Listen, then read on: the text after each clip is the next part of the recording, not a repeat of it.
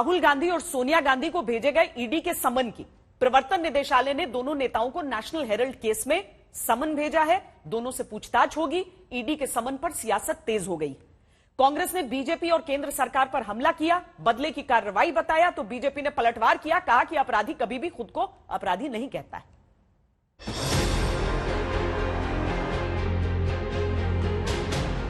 कभी देश की सबसे ताकतवर महिलाओं में शुमार रही सोनिया गांधी को ईडी के सामने हाजिर होना होगा और जांच एजेंसी के सवालों का जवाब देना होगा।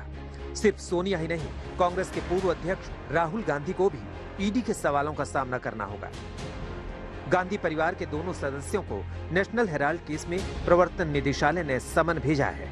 सूत्रों की माने तो जांच एजेंसी ने राहुल को कल यानी 2 जून को बुलाया है, लेकिन विदेश में होने की वजह से उन्होंने वक्त की मांग की है। वहीं सोनिया गांधी को ईडी ने 8 जून को समन किया है। अभी वाला जो नोटिस है माननीय कांग्रेस अध्यक्ष का, वो 8 तारीख को उनको बुलाता है। एक पॉइंट। दूसरा, इसमें जो भी उत्तर होते हैं, तथ्य होते हैं, जो कानूनी जवाब होते हैं, वो सब उनको दिए जाएंगे। माननीय कांग्रेस अध्यक्ष जाएंगी। अगर राहुल जी यहां हुए तो जाएंगे, नहीं तो थोड़ा सा समय मांग सकते हैं। वो हमको पता नहीं डिटेल्स अभी।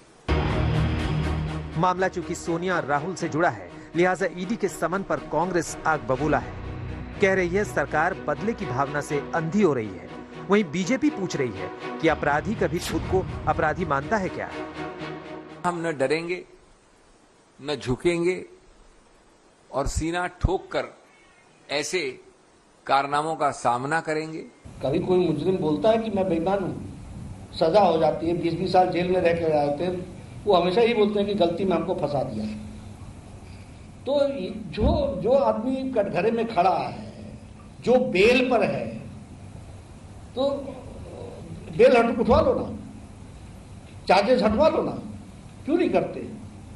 तो इसलिए नहीं करते हैं क्योंकि कागज सच्चे हैं। आइए अब समझते हैं कि नेशनल हेराल्ड केस है क्या।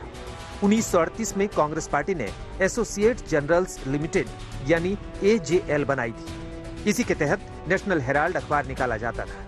AGL पर 90 करोड़ से ज्यादा का कर्ज था और इसी को खत्म करने के लिए एक और कंपनी बनाई गई जिसका नाम था young India limited. Young India में राहुल और सोनिया की हिस्सेदारी 38% थी। यंग इंडिया को AGL के 9 करोड़ शेयर दिए गए। कहा गया कि इसके एवज में यंग इंडिया AGL की देनदारियां चुकाएगी, लेकिन शेयर की हिस्सेदारी ज्यादा होने की वजह से यंग इंडिया को मालिकाना हक मिला। AGL की देनदारियां चुकाने के लिए कांग्रेस ने जो 90 करोड़ का लोन दिया था, वो भी बाद में माफ कर दिया गया। 2012 में सुब्रमण्यम स्वामी ने आरोप लगाया कि कांग्रेस ने पार्टी फंड से राहुल और सोनिया को 90 करोड़ दिए थे। इसका मकसद एसोसिएट जनरल्स की 2000 करोड़ की संपत्ति हासिल करना था। इसके लिए गांधी परिवार ने महज 50 लाख रुपए की मामूली रकम दी थी। मैं स्तब्ध नहीं हूं कि उन्होंने कोई और घोटाला नेशनल हेराल्ड के माध्यम से किया है। उनकी फितरत क्या है, आप अमेठी आइए, वहां जनता आपको बताएगी। कुछ गलत है तो एक्शन लिया जा सकता है, लेकिन बार बार ये दिख रहा है कि भारतीय जनता पार्टी और खासकर प्रधानमंत्री नरेंद्र मोदी ईडी और सीबीआई का इस्तेमाल विपक्ष के नेताओं को हैरास करने के लिए, उनको परेशान करने के लिए कर रहे हैं। अब आपको बताते हैं कि इस केस में कानूनी लड़ाई कहां से शुरू हुई और कहां तक पहुंची। 1 नवंबर 2012 को सुब्रमण्यम स्वामी ने दिल्ली कोर्ट में केस दर्ज कराया, जिसमें सोनिया राहुल के अलावा मोतीलाल वोरा, ऑस्कर फर्नांडिस, सुमन दुबे और सैम पित्रोदा आरोपी बनाए गए। 26 जून 2014 को मेट्रोपॉलिटन मजिस्ट्रेट ने सोनिया राहुल समेत सभी आरोपियों के खिलाफ समन जारी किया।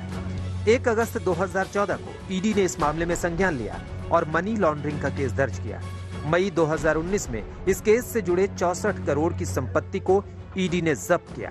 19 दिसंबर 2015 को इस केस में सोनिया राहुल समेत सभी आरोपियों को दिल्ली पटियाला कोर्ट ने जमानत दे दी। 9 सितंबर 2018 को दिल्ली हाईकोर्ट ने इस मामले में सोनिया और राहुल को करारा झटका दिया था। कोर्ट ने आयकर विभाग के नोटिस के खिलाफ याचिका खारिज कर दी थी। कांग्रेस ने इसे सुप्रीम कोर्ट में भी चुनौती दी, लेकिन 4 दिसंबर 2018 को कोर्ट ने कहा कि आयकर की जांच जारी रहेगी। अब नेशनल हेराल्ड केस का चिन्ह एक बार फिर से बोतल से बाहर आ गया है।